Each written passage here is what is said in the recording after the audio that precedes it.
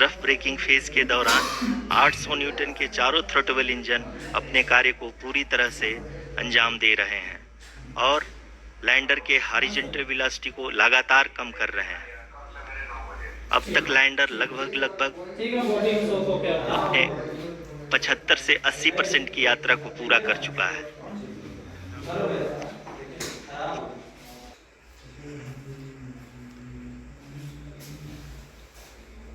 जी हाँ, आप ये देख सकते हैं एल्टीट्यूड होल्ड फेज भी बहुत ही आसानी से लैंडर फेज ने पार कर लिया है और अब फाइन ब्रेकिंग की शुरुआत हो चुकी है। अभी हम ये देख सकते हैं कि लैंडर की ऊंचाई लगभग 5.6 किलोमीटर है, जो कि इस फेज के उपरांत लगभग 800 मीटर हो जाएगी। जी हाँ, जैसा कि आरुषि जी ने बताया कि लगभग 3 मिनट के उपरांत लैंडर की हाइट लगभग 800 मीटर वर्टिकली होगी और यहाँ पे लैंडर की horizontal velocity, vertical velocity, even down range भी लगभग शून्य होगा। We can see the visual of the lander module and we can see that the down range traveled is nearly 831 kilometers.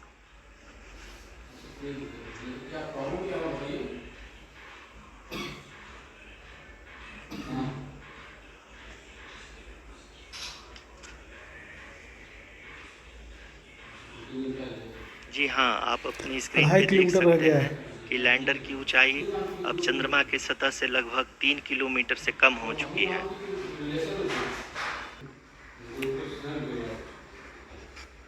जी हाँ, अब हम फाइन ब्रेकिंग वेज के एकदम करीब आ चुके हैं। हाँ, आप तालियों के गड़गड़ाहट से सुन सकते हैं कि हम लोगों ने तीसरे चरण को भी बहुत ही सफलतापूर्वक हासिल कर लिया है और अभी हम वर्टिकल डिसेंट फेज में आ चुके हैं, जिसकी शुरुआत भी बहुत ही अच्छे ढंग से हो चुकी है।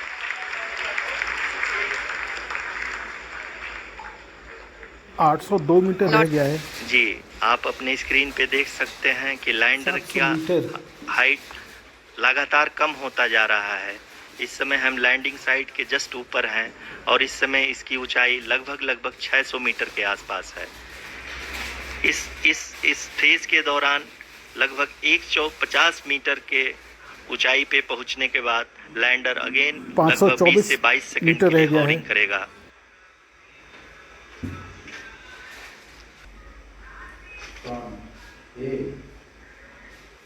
जी हाँ, आप अपने स्क्रीन पे देख सकते हैं ये जो पथ निर्धारित किया गया है, लैंडर पूरी तरह से उसी को ही फॉलो कर रहा है।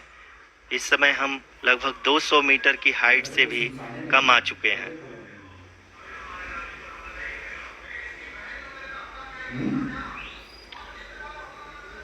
अब हम ये देख सकते हैं कि हम लगभग 150 मीटर की ऊंचाई पे हैं चंद्रमा के सतह से। इस तालियों के गड़गड़ाहट को सुन सकते हैं, जो कि सेकेंड हायोरिक फेज के कंप्लीट होने के बाद इन सारे वैज्ञानिकों के द्वारा की जा रही है।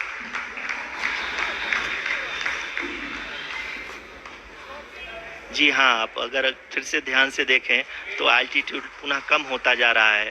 अभी हम लोग लगभग 135 मीटर की ऊंचाई पे हैं। आप ये देख सकते हैं कि लैंडर की ऊंचाई लगभग 65 मीटर के आसपास बची हुई है।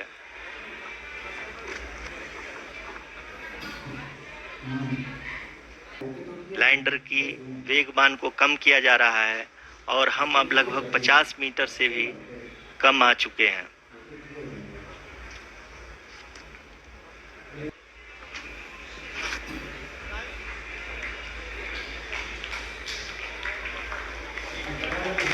जी हाँ, आप अपनी स्क्रीन पे देख सकते हैं कि हम लैंडर मॉड्यूल लैंड कर गया boss, finally. People are applauding. Let us all wait to hear from the Secretary Department of Space and Chairman ISRO, Shri S. Somnath. Lander module पूरी तरह से सेफली और सॉफ्टली चंद्रमा के सतह पे लैंड हो चुका है। ये हम लोगों के लिए बहुत ही गर्व की बात है। हिंदी में एक कहावत है कि चंदा मामा दूर के, लेकिन अब हम ये कह सकते हैं कि चंदा मामा अपने घर के। बहुत ही उम्दा। The hard work of the entire ISRO community has come to fruition.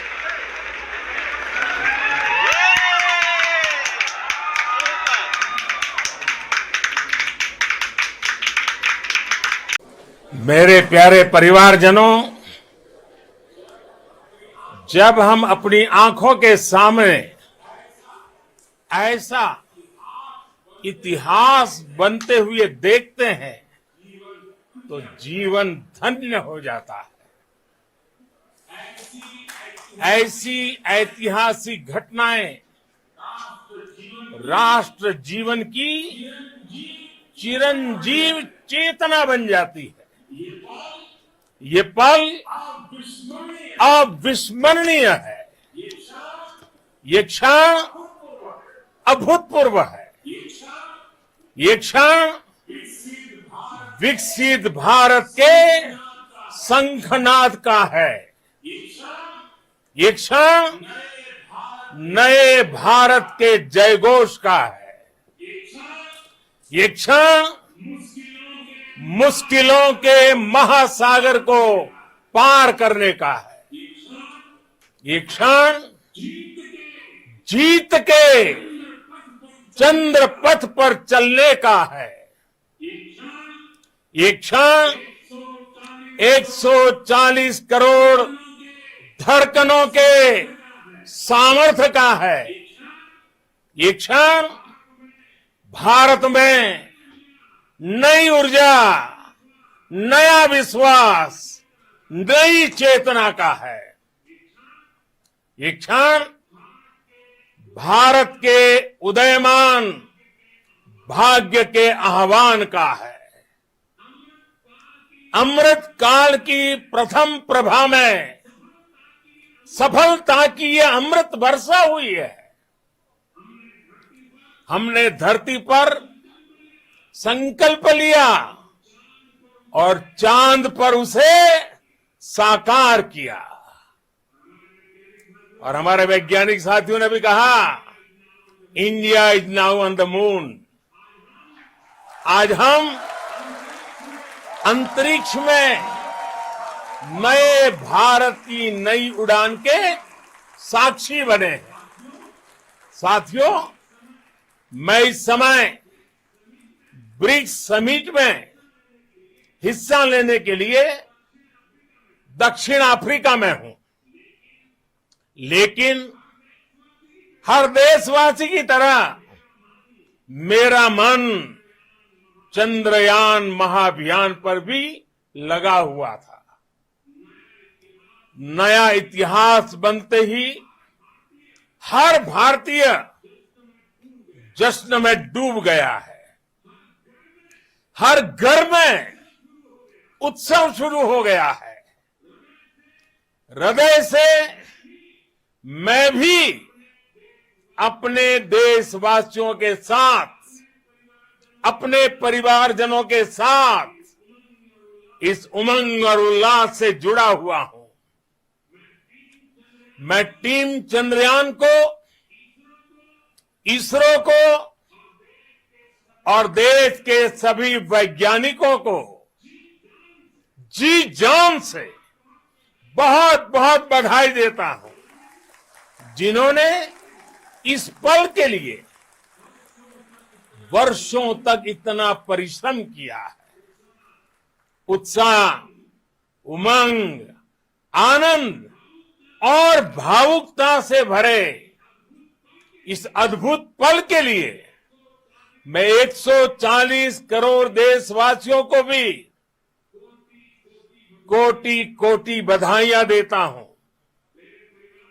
मेरे परिवारजनों, हमारे वैज्ञानिकों के परिश्रम और प्रतिभा से भारत चंद्रमा के उस दक्षिणी ध्रुव पर पहुंचा है, जहां आज तक दुनिया का कोई भी देश नहीं पहुंच सका।